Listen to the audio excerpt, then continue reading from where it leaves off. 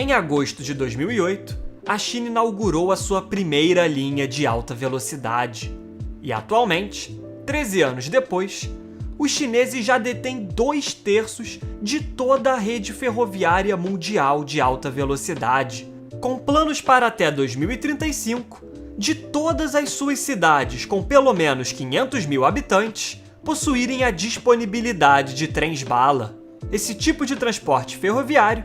que surgiu nos anos 60 no Japão, vem se tornando cada vez mais popular no século XXI, graças à sua eficiência, rapidez e por ser mais sustentável que o transporte aéreo e rodoviário. No entanto, o investimento em trem-bala é extremamente caro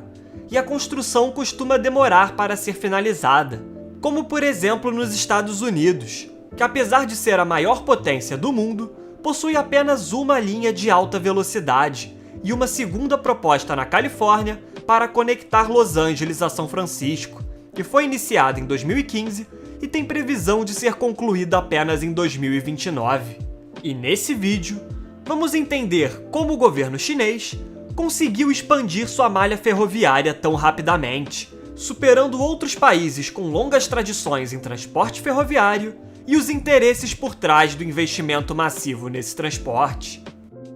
Para entender essa política, precisamos olhar para a história moderna da China. O rápido desenvolvimento a partir dos anos 90, que tornou a China a indústria do mundo e a segunda maior economia do planeta, está fortemente atrelado ao alto investimento em infraestrutura, sendo a economia chinesa a mais dependente dos gastos com investimento entre as grandes economias do mundo, com 43% do PIB da nação vindo de investimentos.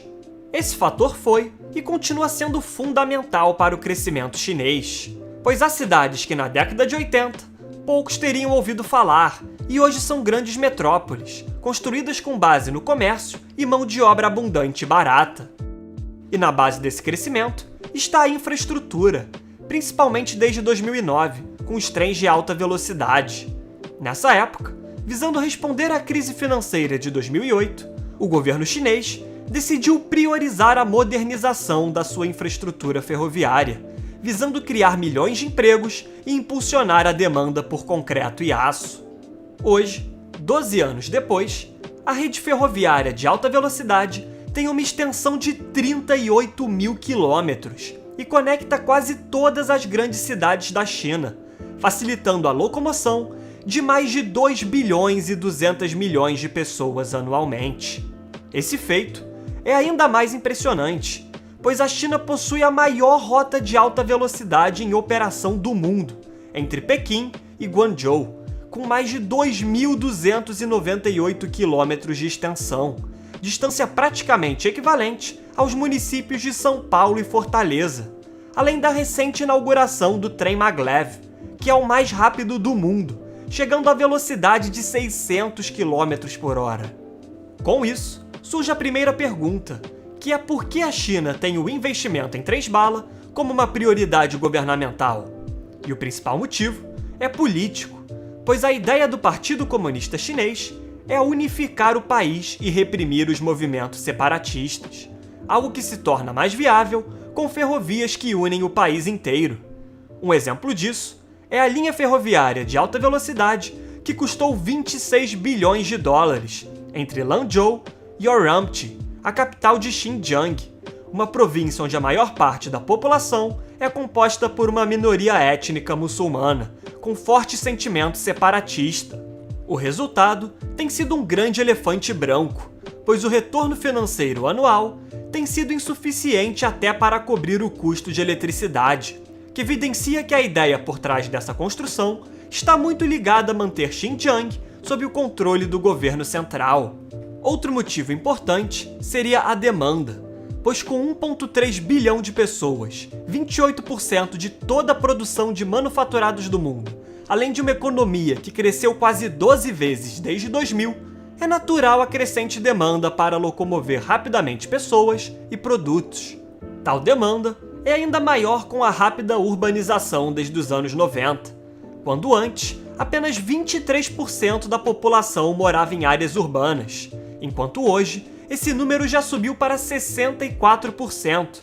fazendo a China possuir 102 cidades com mais de 1 milhão de habitantes, em comparação a 35 de toda a Europa e 10 dos Estados Unidos. E assim, surge a segunda pergunta, que é como a China conseguiu construir tantas linhas de alta velocidade enquanto outros países desenvolvidos não conseguiram.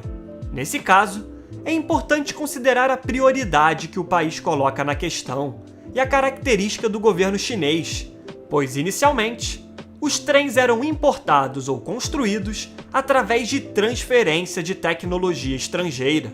Mas como em outros setores de tecnologia, a China conseguiu desenvolver rapidamente a tecnologia do setor, e hoje é um dos principais líderes do mercado, além de padronizar os projetos e processos de construção, como viadutos e túneis, o que reduz os custos e o tempo de construção. Alguns outros fatores também são essenciais na redução de custos, como a mão de obra mais barata que a de países desenvolvidos e a malha ferroviária que cruza majoritariamente áreas rurais, onde muitos terrenos são de propriedade governamental e o preço de terrenos privados são mais baratos, tornando o custo de compra de terrenos apenas 8% do custo total do projeto, em comparação com 20% dos Estados Unidos. Essa vantagem chinesa fica ainda mais evidente quando, no país, o custo de construção de uma ferrovia de alta velocidade é de cerca de 17 milhões de dólares por quilômetro,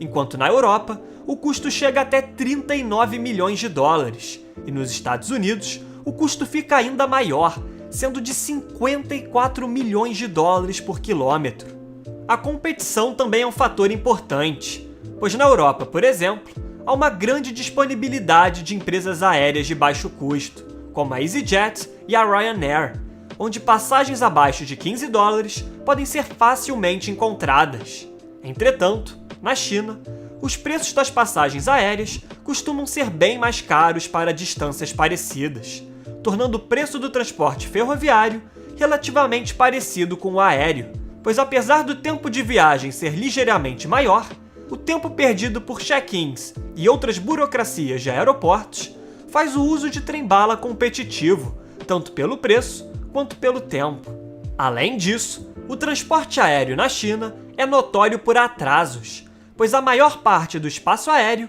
é controlado pelos militares, deixando apenas 30% de todo o espaço aéreo chinês disponível para aeronaves civis, em comparação a 80% dos Estados Unidos, que acaba gerando um grande congestionamento no tráfego aéreo do país. E no caso ferroviário chinês, os benefícios vão muito além do lucro, pois apesar da China Railway Group, a empresa de construção chinesa, ter apresentado um lucro de 4,1 bilhões de dólares em 2020, o benefício para a população é enorme, pois traz tempos de viagens reduzidos, maior segurança e facilita a mobilidade urbana.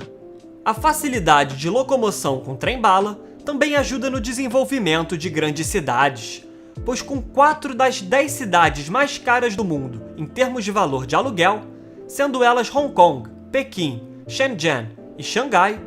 é fundamental que a população que mora nos subúrbios, onde o aluguel é mais barato, seja capaz de se locomover rapidamente para trabalhar e estudar.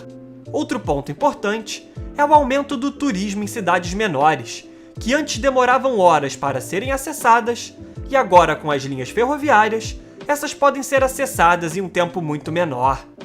Portanto, a China mostrou-se capaz de desenvolver uma enorme malha ferroviária de alta velocidade em pouco mais de uma década, e os efeitos dessa prioridade colocada pelo governo chinês estão sendo extremamente positivas para o rápido desenvolvimento da nação, principalmente para o leste, que é a principal região econômica do país. Todavia,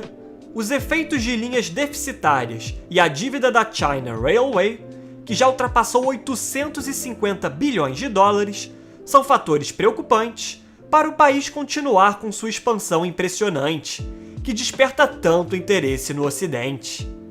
Muito obrigado a você que chegou até aqui. Se possível, comente abaixo o próximo tema que você deseja ver aqui no canal. Além disso, curta o vídeo, se inscreva e compartilhe o conteúdo com seus amigos. Agradeço novamente pela sua audiência e até o próximo vídeo.